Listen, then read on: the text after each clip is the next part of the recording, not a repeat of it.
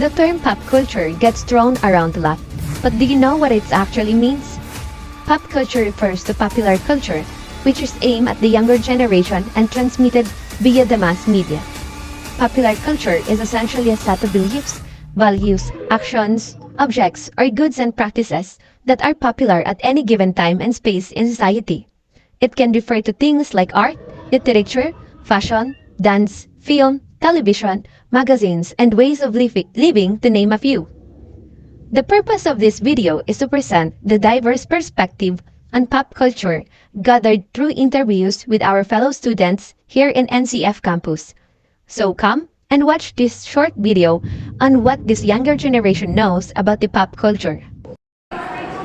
Una sa lahat, Para sa akin, pumapasok sa isip ko is yung mga modern na tugtog tulad ng mga nung sa K-pop, ganun.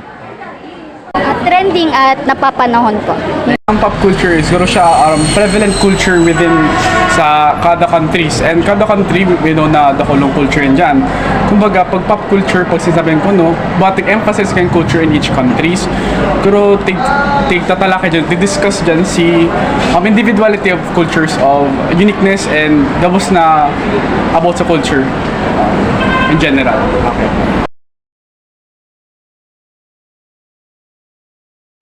Para sa akin, kasi mas more on music ang pag ko sa pop. Para sa akin, ang mga katangian nito is yung mas nadadala yung attention ng mga tao pag naririnig ang ganitong. Patok sa masa at nauuso. Sa pop culture kasi, pag mapapansin mo, siyempre, nagsasabi ko, ang culture is unique. Mapapansin mo talaga na iba-iba ang culture in any kaya iba-iba sa aspect ng culture, iba-iba talaga yan. Sa dako naman sa customs culture, pwede yan sa either pananamit, sa practices, sa gawi, or sa religion, or medyo may intertwine man ng religion and culture sa bansa. Pero yan ang magiging kakaibang kang pop culture sa mga bansa. Okay. Siguro mabibigay kong sample nito is yung madalas nating mapanood ngayon sa TikTok, yung about sa mga K-pop, ganun. Kasi more on sila more on sa kumbaga pag-live nila, puro sa kanta ang May mga social media tulad ng TikTok, YouTube na laganap sa ating henerasyon. Bako siya recently, actually, nagdo-dominate siya in years. Kung may example man kita to is siguro K-pop.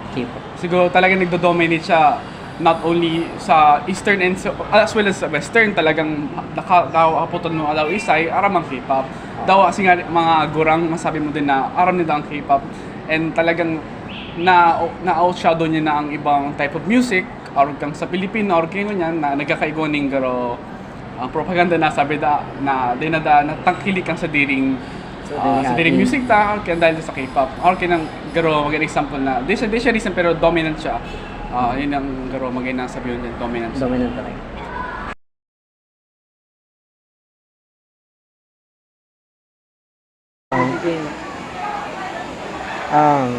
Kumbaga sa social media kasi ngayon is mas madalas na siyang gamitin ng mga tao ngayon. So, mas madali silang makakapanood at makakapag-update kung saan makikita nila yung mga yung tulad niyung sa topic niyo, about yan sa pop culture na yan. Makikita nila madalas yan.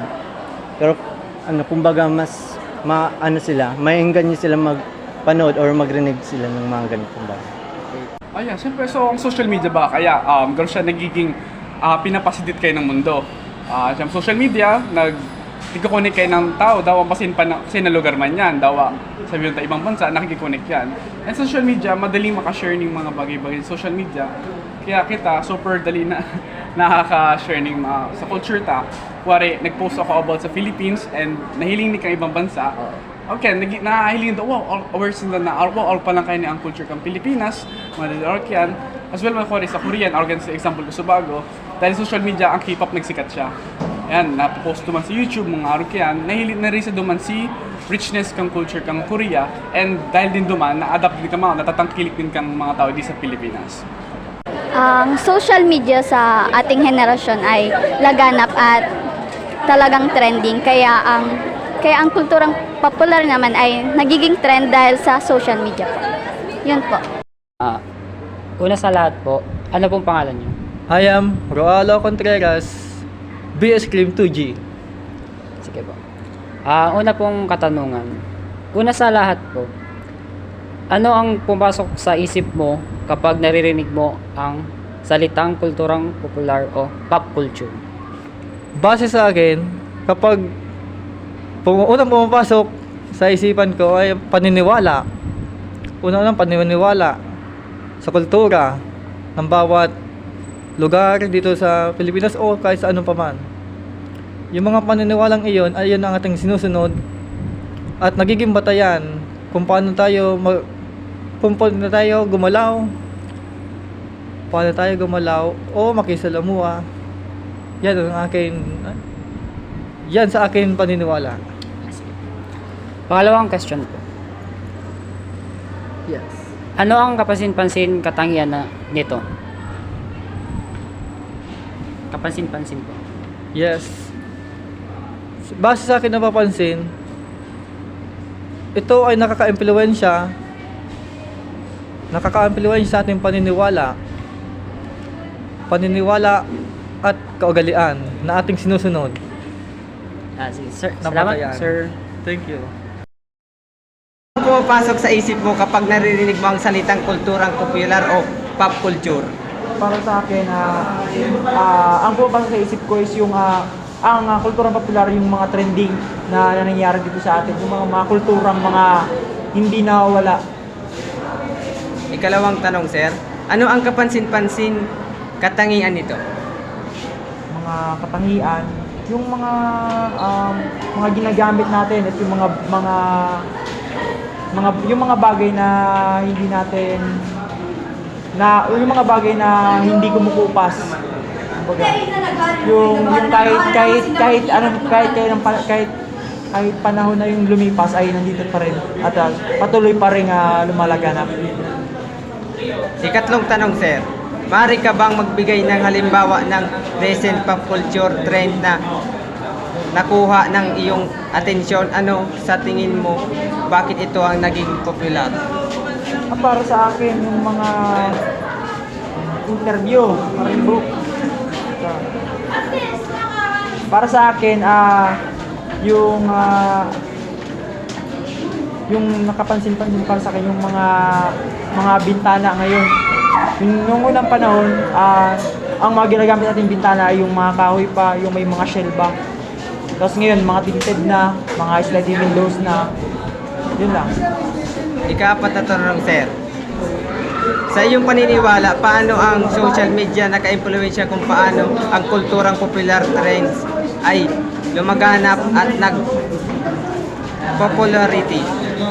Sa pamamagitan ng, siyempre, nakikita na natin sa cellphone o sa social media yung mga iba't ibang kultura o yung mga sikat o trending. Halimbawa, sa Facebook, yung mga nakukuha natin na mga trending ngayon, halimbawa yung mga pananamit, yung mga cellphone, ganyan, mga barba cellphone, yan yung nakakaano sa pop culture. Maraming salamat, sir. During the interview, I noticed a rising them of adaptability and release among the participants.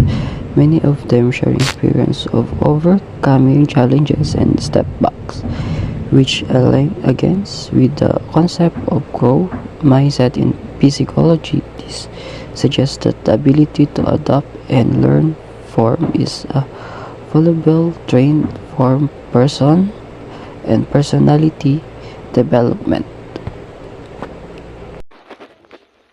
Upon interviewing, I realized that people today indeed have so much to be proud of. One of these is being updated in our society.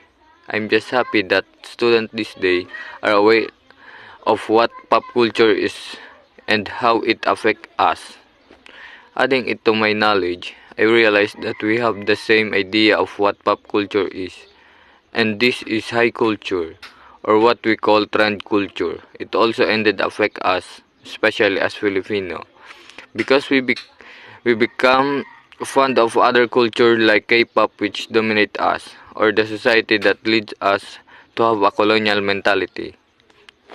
Yet, I still have hope that in our next generation, Filipino culture will prevail more than any other culture.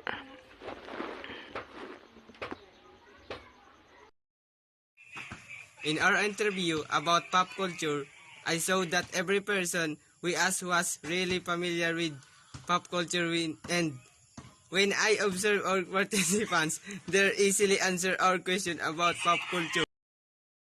During our interview or interaction with my fellow student inside the campus, I realized that pop culture is known by most of the students, even thought other students are hesitant to be interviewed. Their knowledge about pop culture. Nevertheless, in a small period of time, I got to interact and share information about pop culture from my fellow students. On our way during interviews, we've been interact on many students here in our campus, asking them if we can interview them about pop culture. Some of them said no because I think they have no idea on our questions or shy because we are gonna record them using our cell phones. But some say yes because they have an idea.